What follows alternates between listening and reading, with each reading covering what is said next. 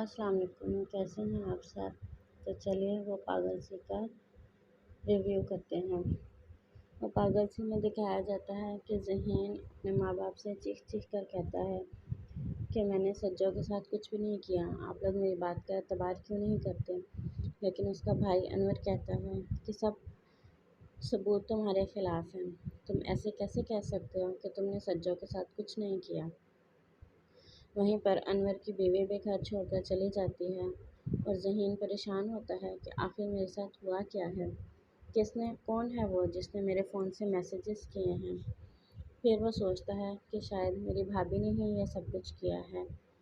अभी वो सब इस बात पर कर ही रहे होते हैं कि सज्जो के घर वाले आ जाते हैं और ज़हीन को बहुत बुरा भला कहते हैं और ज़हीन अपना साफ फैसला सुना देता है कि वह सज्जो से शादी नहीं करेगा। वहीं पर वो ये कहकर चला जाता है और ज़हीन के माँ बाप कुछ सोचने पर मजबूर हो जाते हैं। वहीं पर वहाज ने अपने फ़ायदे के लिए कुछ लोगों को अपना अंकल आंटी बनाया होता है, जिनको वो अपना माँ बाप का दर्जा देता है और उनके साथ मिलकर अपना प्लान तैयार करता है। कुछ किराए के ज़ेवर कपड़े मंगवाता है और सोचता है कि अगर असद साहब ने हाँ कर दी तो वो आज ही सारा से शादी कर लेगा। लेकिन उसका ये प्लान ऐसा लगता है कि जैसे कामयाब हो जाएगा। वहीं पर ज़हीन पर कुछ लोग हमला कर देते हैं, तो शुक्र है कि उसको ज़्यादा चोट नहीं लगती है। मोहल्ले के कुछ लोग देख लेते हैं और उसको हॉस्पिटल ले जाते हैं।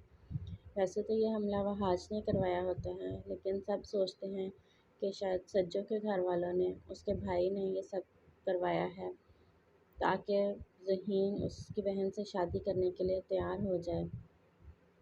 और इसी दबाव में आकर वो उसके माँ बाप और भाई इस बात पर एग्री हो जाते हैं कि ज़हीन की शादी सज्जो से करवा दी जाए।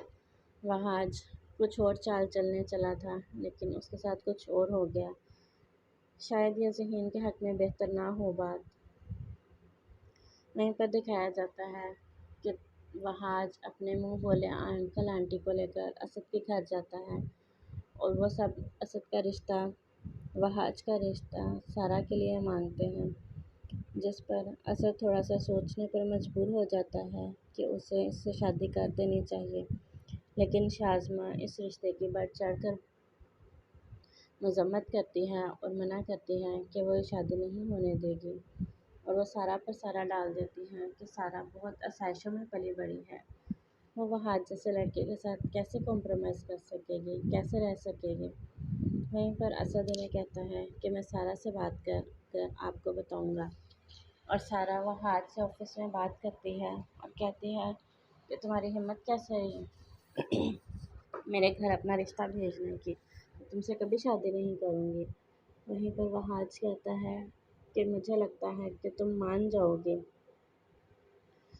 फिर ज़हीन कहता है कि ज़हीन का सीन दिखाया जाता है उसकी माँ के साथ। ज़हीन कहता है कि मैं कभी सज्जो से शादी नहीं करूँगा, ये सब उनका प्लान है।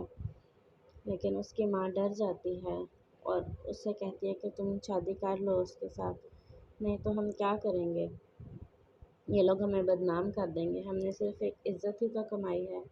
वहीं पर उसका बाप और उसका भाई आ जाते हैं, जो उसके सामने हाथ जोड़े खड़े होते हैं और उससे कहते हैं कि तुम शादी कर लो।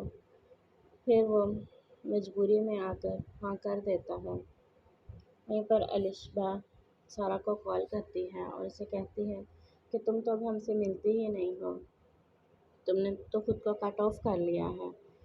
तो सारा कहती है कि चलो आज मिलते हैं, और वो लंच करने जाते हैं और ये बात शाज़मान को पता चल जाती है। और शाज़मान इस बात का फ़ायदा उठाती है और रूमी को वहाँ भेज देती है। वो कहती है कि तुम्हारे लिए आखिरी चांस है, तुम सारा को मना सकते हो कि वो हाथ से शादी ना करे।